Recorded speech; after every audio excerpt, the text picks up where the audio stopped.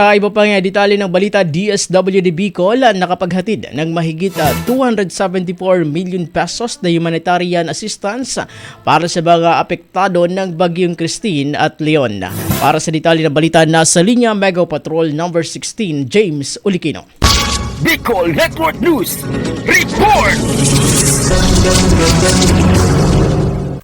Ayon sa ipinalabas na Dromic Response Report ng Department of Social Welfare and Development Field Office 5 Bicol Region ngayong araw, Nobyembre 3, nakapagbahagi ng 274,328,786.14 halaga ng humanitarian aid sa mga komunidad at mga lumikas na pamilya sa buong rehiyon ng Bicol. Kaugnay nito, kabilang sa mga tulong na naihatid ay ang mga family food packs, mga galon at 6-liter bote ng mga inuming tubig, family water filtration kits para sa ligtas na inumin, sako-sakong bigas mula sa Department of Agriculture, mga non-food items, pinansyal na asistensya at may init na panlaman tiyan para sa mga pasaherong na-stranded sa iba't ibang pantalan sa rehiyon. Pumalo na rin sa 743,312 kabuuang bilang ng pamilya ang naitalang apektado ng mga bagyo. Katumbas nito ang 3,125,132 na individual sa 6 na probinsya ng rehiyon. Parte sa bilang ang 27,836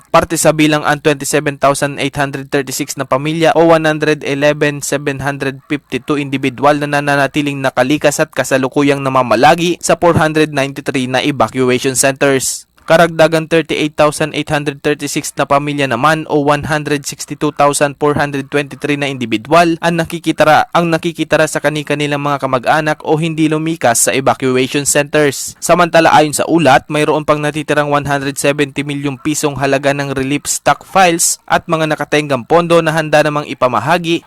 At ang mga ito ay magagamit at nakatalaga sa mga regional warehouse at prepositioning sites upang masiguro ang agarang pagresponde. Sa kabilang dako sa pangungunan ni Regional Director Norman Laurio, patuloy ang kanilang pakikipag-ugnayan sa mga lokal na pamahalaan upang masiguro ang mabilis na paghatid ng tulong sa mga nangangailangan. Para sa Bicol Network News, ito si Mega Patrol numero 16, James Olikino, tatak tunay na serbisyo.